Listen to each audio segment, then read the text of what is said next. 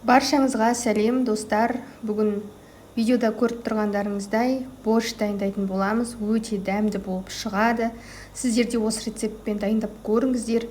Видео ұнаса, видеоға лайк басып, менің каналыма тіркелуді ұмытпаңыздар. Және комментарийға жазып, қазақша контентті каналды қолдап кетіңіздер. Алдымен қазанға жуып алған еттерімізді, сүйектерімізді салып, ішіне бір қасық тұз салдым. Себебі тұзы егер еттің аз болып қалса, осы тұзды суға қайнап, еттің тұзы жақсы болып тұрады. Қақпағын жауып, бір қайнатып аламыз қатты отта. Қайнап болғаннан кейін осындай қылып сүзіп, қанды көбігін аламыз. Қайтадан қақпағын жауып, уже оттың астын баяу қылып қоямыз, өзінің бабымен піседі. Етімізді қайнатып жатқанда борщқа дайындаған овощтарымызды кесіп турап дайындаймыз. Картошкаларды осындай қылып, қатты үлкен емес, қатты кіші емес, осындай орташа қылып турап дайындап аламын. Картобы көп болғанын жақсы көремін. Картобын көптеу қосамын сол үшін.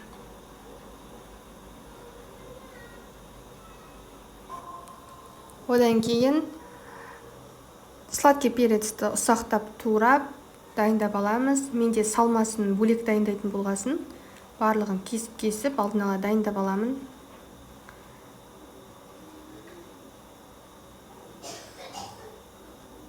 Дайындап қойғаныңыз өзіңізге де жеңіл болады. Кезекпен кезек барлығын салып отырасыз. Және де чеснокты да осылай ұсақ-ұсақ етіп кесіп турап алдым. Немесе сізде чеснокты үкіш бар болса, сонымен де жасасаңыз болады. Менде болмағасын осылай кесіп жатырмын.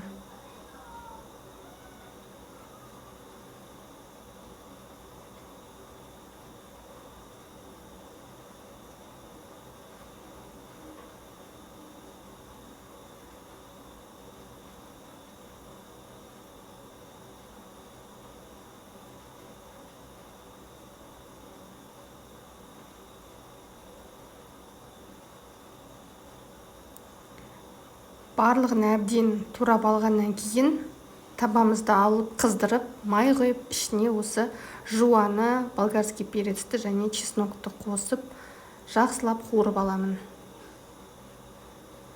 Бұл бізде борщтың салмасы.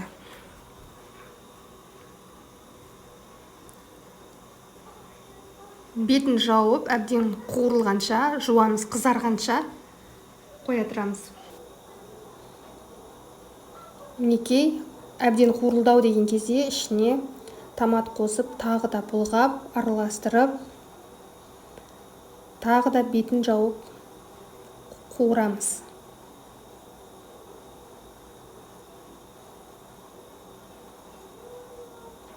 Одан кейін келесі кезекте қақпағын ашып, ішіне теркіден өткізілген морковымызды қосамыз. Чуть-чуть слегка араластырып, бетін жауып тағы да қоямыз.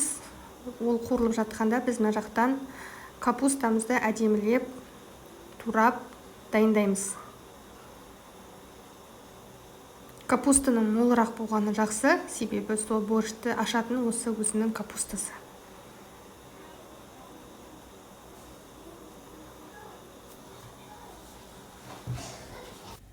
Свеклоны теркіден өткізіп дайындап аламыз.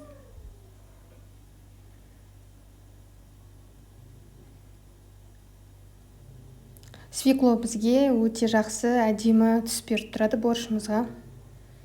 Мінекей, морковымыз қуырылды. Енді үстіне свеклоны салып, тағы да араластырып, піскенше баяу отта қуырамыз.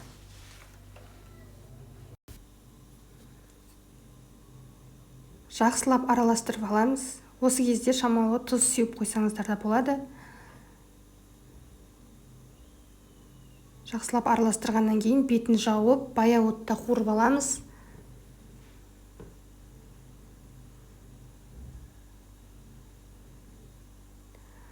Шамалы қуырылғаннан кейін осылай тағы да алып, тағы да араластырып қайтадан бетін жауып бір 5 минуттай бұқтырып аламыз.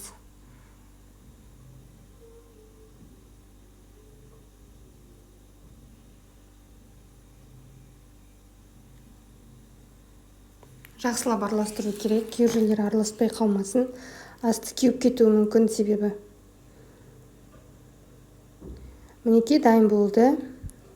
Енді осы салмамызды, мен жаңа сорпаны түсірмей қалғанмын. Сорпаға мен бірінші картошкасын, сосын 10 минуттан кейін где-то капустасын салып қайнаттым.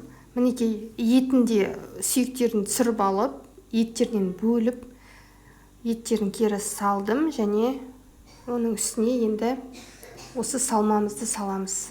Барлығын жақсылап араластырамыз. Салмамызды салған кезде көрдіңіздер ғой, сорпамызға кәдімгідей фиолетовый түс болып жатыр.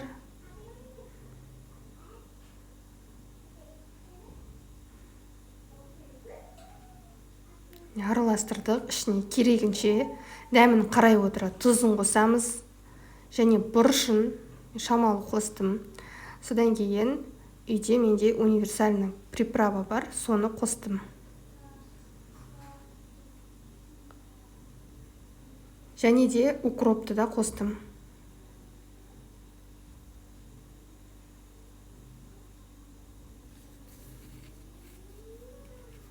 Барлығын жақсылап араластырып, бір где-то 2-3 минут қоямыз, баяу отта қайнатып, сосын астын сөндіреміз.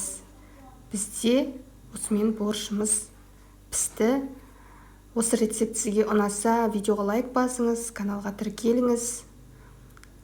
Комментарий жазуды ұмытпаңыздар. Міне осындай өте дәмді, жеп-жеңіл борщ шығады. Ішіне майонез немесе қаймақ қосып ішсеңіздер болады. Сіздерге ас болсын.